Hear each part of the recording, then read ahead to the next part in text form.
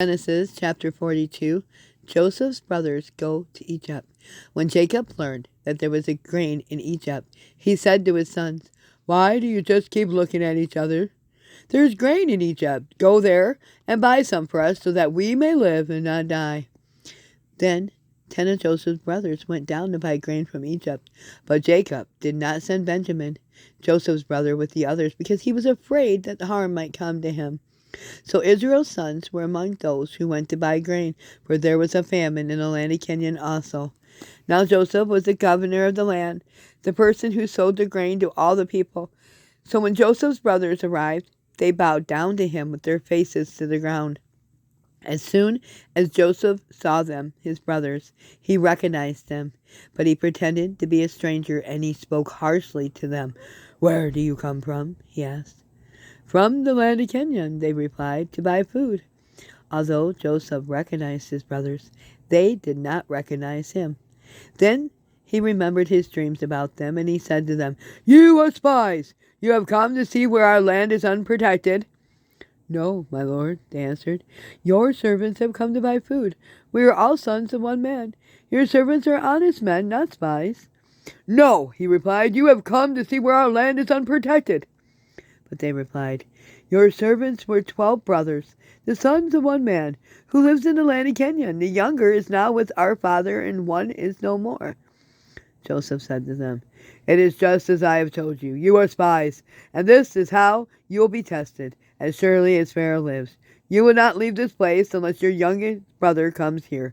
Send one of your number to get your brother. The rest of you will be kept in prison, so that your words may be tested to see if you are telling the truth. And if not, then as surely as the Pharaoh lives, you are spies." And he will put them all in custody for 3 days. On the third day, Joseph said to them, "Do this, and you will live, for I fear God.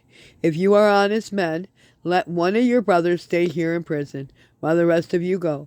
Take grain back for your starving households. But you must bring your youngest brother back to me, so that your words may be verified, and that you may not die." This they proceeded to do. They said to one another, "Surely we are being punished because of our brother. We saw how distressed he was when he pleaded with us for his life, but we would not listen. That is why this distress has come on us." Reuben replied, "Didn't I tell you not to sin against the boy? But you wouldn't listen. Now we must give an accounting for his blood."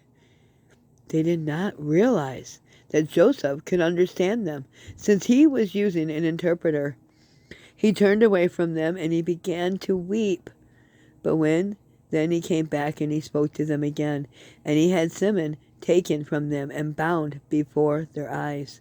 Joseph gave orders to fill their bags with grain, to put each man's silver back in their sack, to give them provisions for their journey. After this was done for them, they loaded their grain on their donkeys and they left. And at the place where they stopped for the night, one of them opened his sack to get feed out for the donkey, and he saw his silver in the mouth of his sack. "My silver has been returned to me," he said to his brothers. "Here is my sack." Their hearts sank, and then they turned to each other trembling and said, "What is this that God has done to us?" When they came back to their father Jacob in the land of Canaan, they told him all that had happened to them. They said, "The man who is lord over the land spoke harshly to us. He treated us as though we were spying on the land. But we said to him, 'We are 12 brothers, sons of one father. One is no more, and the youngest now with our father in Canaan.' Then the man who is lord over the whole land said to us, 'This is how I will know whether you are honest men. Leave one of your brothers here with me, and take food for your starving households, and go. But bring your youngest brother to me, so that I will know that you are not spies, but honest men. Then I will give your brother back to you, and you can trade in the land.'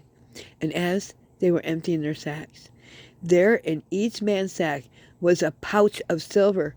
When they and their father saw the money pouches, they were frightened. Their father Jacob said, 'You have deprived me of my children. Joseph is no more, Simeon is no more, and now you want to take Benjamin? Everything is against me.' Then Reuben said to his father, 'You may put both of our sons to death if I do not bring him back to you.' Entrust me to my care, and I will bring him back." But Jacob said, "My son will not go down there with you. His brother is dead, and he is the only one I have left. If harm comes to him on this journey you are taking, you will bring my gray head down to the grave in sorrow." God bless you.